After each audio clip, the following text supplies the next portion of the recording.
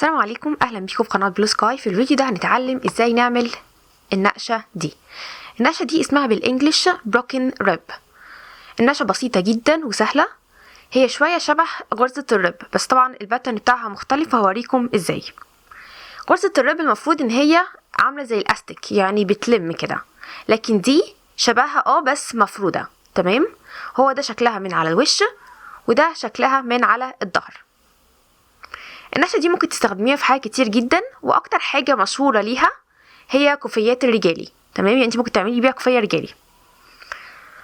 اول حاجة الحاجات اللي انا استخدمتها، استخدمت خيط اليس سوبرلانا ماكسي اللي هو الخيط التخين، واستخدمت ابر 5 مللي. تمام، نبدأ نتكلم دلوقتي عن الباترن.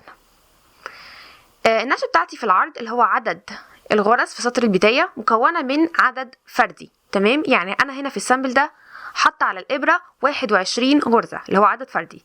لو انت عايزه تعملي بيها كوفيه رجالي فانت هتحطي عدد غرز على سطر البدايه لحد العرض اللي انت عايزاه. تمام، اهم شيء يبقى العدد ده عدد فردي. تمام، بالنسبه بقى للطول اللي هو عدد الصفوف، النقشه بتاعتي مكونه من صفين.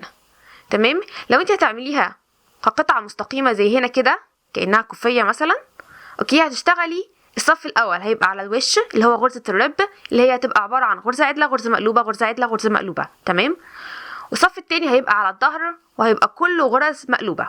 تمام، لو انت بقى تعملي النقشه دي كقطعه دائريه، لو مثلا هتحطيها في شراب او هتحطيها في اي حاجه تانية، هتشتغليها ازاي؟ هيبقى كلها على الوش. الصف الاول هيبقى على الوش اللي هي غرزه رب اللي هي غرزه عدله مقلوبه عدله مقلوبه. تمام، الصف التاني هيبقى برضو على الوش وهيبقى كله غرز عدلة. يبقى دلوقتي الفرق ما بينهم في الصف التاني. الصف التاني كقطعة مستقيمة هيبقى على الظهر غرز مقلوبة كلها.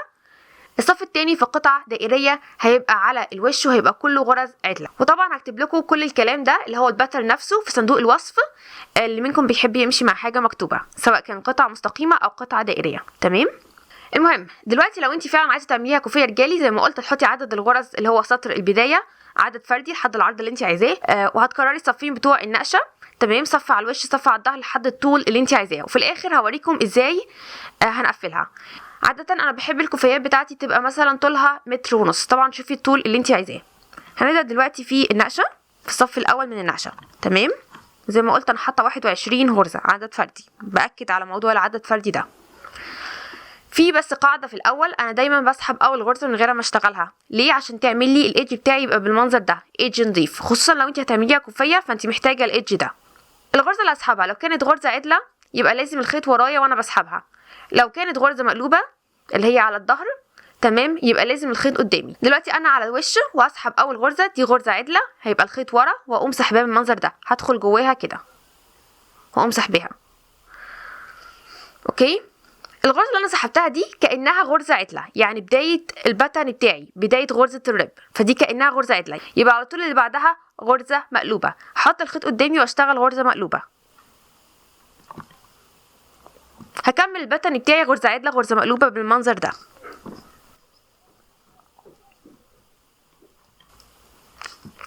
لو انتي مش عارفه ازاي تعملي غرزه عدله غرزه مقلوبه، تتفرجي على الفيديوهات اللي انا منزلاها لدروس تعليم التريكو، اللينك بتاعها موجود تحت في صندوق الوصف.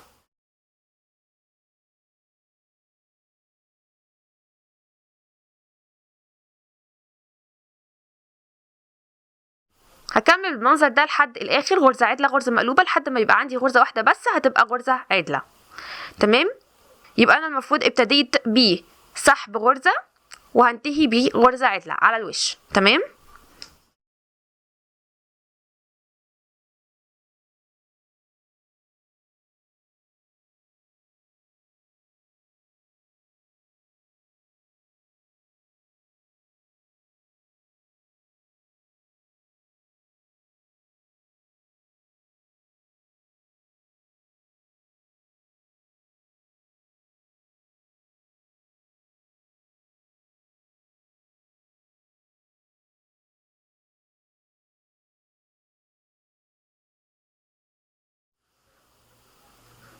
كده انا اشتغلت لحد الاخر غرزه عدله غرزه مقلوبه، وفي الاخر خالص هيتبقى غرزه هشتغلها عدله. تمام، كده انا خلصت الصف الاول هو صف الوش، وده يبقى ثابت سواء اشتغلتي قطعه مستقيمه او قطعه دائريه. هلف دلوقتي على الظهر. تمام، وهشتغل كله غرز مقلوبه. لو انت شغاله قطعه دائريه هتبقي على الوش في الصف التاني وهتشتغليها كلها غرز عدله. تمام. نفس الكلام نفس الكلام انا بسحب اول غرزه من غير ما اشتغلها. انا هنا على الظهر، فالغرزه الاولى اللي انا هسحبها غرزه مقلوبه، فلازم الخيط يبقى قدامي. تمام. لما كنت على الوش الغرزه اللي سحباها غرزه عدله، فلازم الخيط ورا عشان الكلام ده يعمل لي السبعات بالمنظر ده. تمام. دي غرزه مقلوبه هدخل جواها كده والخيط قدامي اهو، واقوم سحباها واشتغل كل الغرز غرز مقلوبه. هو ده الصف التاني. زي ما قلت لكم النقشه بسيطه جدا.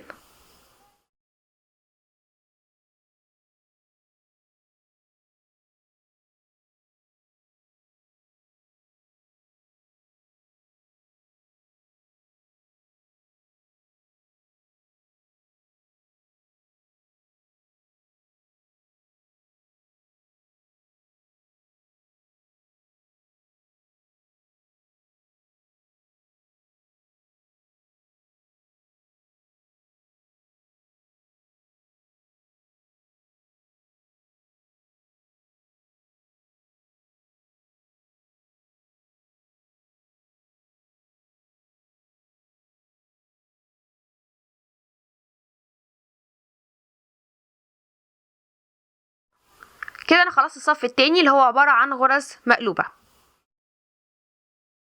هلف على الوش واكرر الصفين بتوعي تاني. تمام. يبقى صف وش اللي هو غرزه رب غرزه عدله غرزه مقلوبه، والصف التاني هيبقى صف ظهر غرز مقلوبه كلها. هشتغل معاكم صف وش كمان. اول غرزه غرزه عدله، انا هنا على الوش. تمام. الخيط لازم يبقى ورا، هسحبها من غير ما اشتغلها. بعد كده الغرزه اللي انا سحبتها دي المفروض كانها غرزه عدله، فهبدا على طول الباترن بغرزه مقلوبه. تمام. يبقى كده غرزه عدله مقلوبه، واكمل عادي غرزه عدله مقلوبه بالمنظر ده.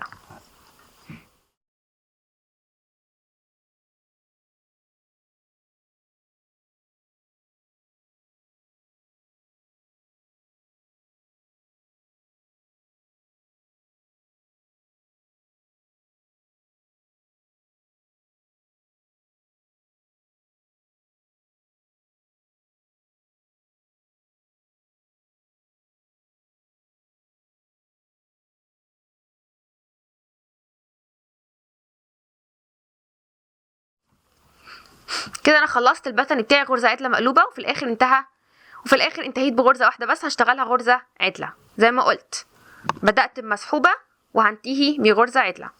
هلف على الظهر واشتغل كل غرز مقلوبه، بس طبعا القاعده بتاعتي هسحب اول غرزه من غير ما اشتغلها. هنا على الظهر اول غرزه غرزه مقلوبه، الخيط لازم يبقى قدامي، هقوم داخله جواها كده واسحبها واكمل بقيه الغرز غرز مقلوبه لحد الاخر. هفضل اكرر الصفين دول كده، صف وش صف ظهر، لحد الطول اللي انت عايزاه للكوفيه. تمام. وبعد كده هنبدا نقفلها.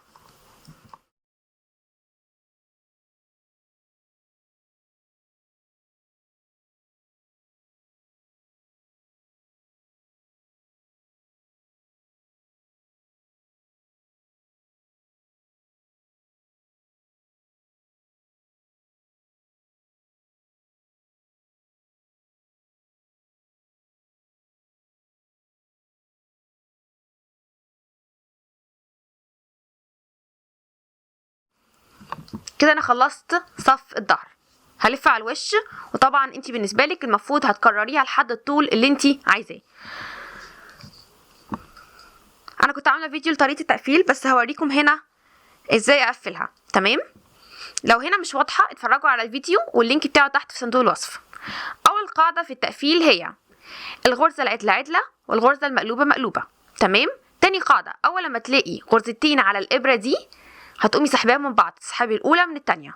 تمام. هي دي القاعده اللي انا بمشي بيها.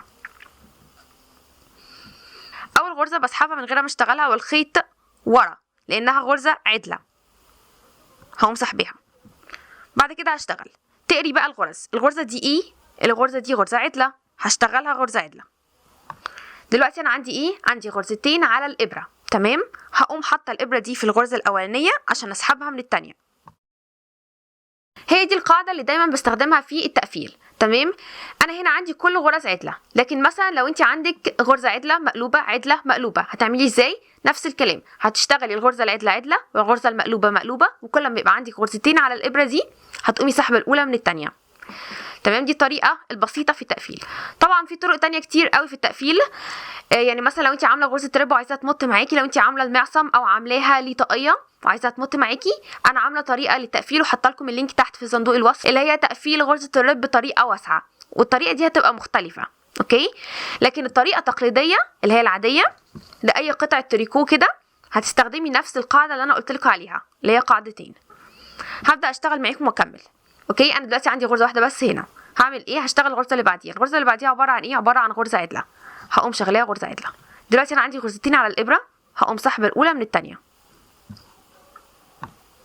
واكمل بالمنظر ده. الغرزه دي ايه؟ غرزه عدله. هقوم شغلاها غرزه عدله. تمام. يبقى لازم تقرن الغرز بتاعتك.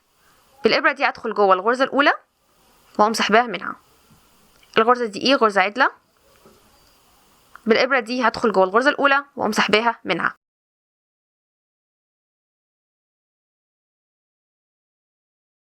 يبقى هتكملي طريقه التقفيل بالمنظر ده. وزي ما قلت لك، انت لو هتعمليها كوفيه رجالي هتكملي الصفوف بتاعتك، هتكرريها اللي هي صف وش صف ظهر لحد الطول اللي انت عايزاه، وبعد كده تقفليها. ولو عايزه تعملي الكوفيه شراشيب، انا عامله فيديو للشراشيب وحاطه لكم اللينك تحت في صندوق الوصف. اوكي. طبعا لو هتعمليها مثلا رجالي ممكن تستخدمي لون غامق شويه. تمام. ده كده يا جماعه شكل النقشه شيك جدا وراقيه، وان شاء الله تعجبكم. وبكده اكون خلصت الفيديو، ويا رب يكون الفيديو عجبكم.